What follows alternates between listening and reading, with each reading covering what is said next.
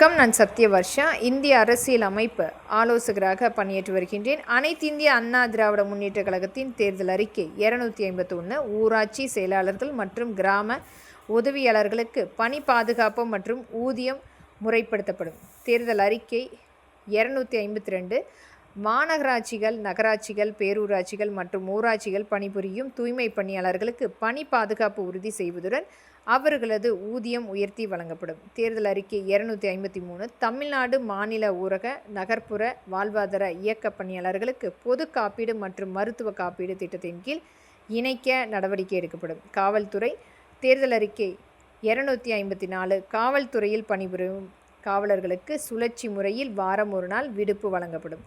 தேர்தல் அறிக்கை 255 தற்போது வழங்கப்படும் சலவைப்படி 500லிருந்து 1000 உயர்த்தி வழங்கப்படும்.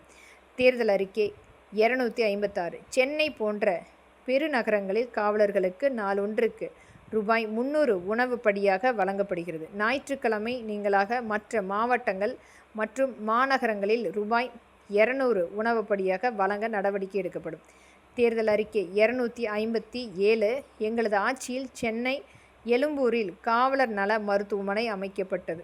இதுபோன்ற காவலர் நல மருத்துவமனை மதுரை, கோவை, திருச்சி, திருநெல்வேலி, சேலம், வேலூர் போன்ற பெரு நகரங்களிலும் ஏற்படுத்தப்படும்.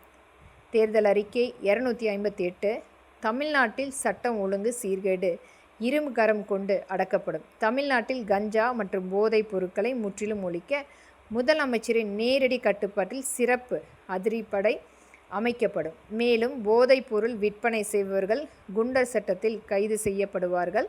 மேலும் பாலியல் குற்ற செயல்கள், கொலை, கொள்ளை, கூலி படைகள் இரும்பு கரம் கொண்டு முற்றிலும் ஒழிக்கப்படும். தேர்தல் அறிக்கை 259 அதிக குடியிருப்புகள் கொண்டுள்ள காவலர் குடியிருப்பில் மருத்துவ உதவி மையம் ஏற்படுத்தப்படும். தேர்தல் அறிக்கை 260 காவலர்கள் மற்றும் அவர்களது குழுமத்தினருக்கு உயிர்காக்கும் அறுவை சிகிச்சை மேற்கொண்டால் அதற்கென முழு செலவை அரசே ஏற்றுக்கொள்ளும் வகையில் சிறப்பு காப்பீடு திட்டம் ஏற்படுத்தி தரப்படும். நன்றி.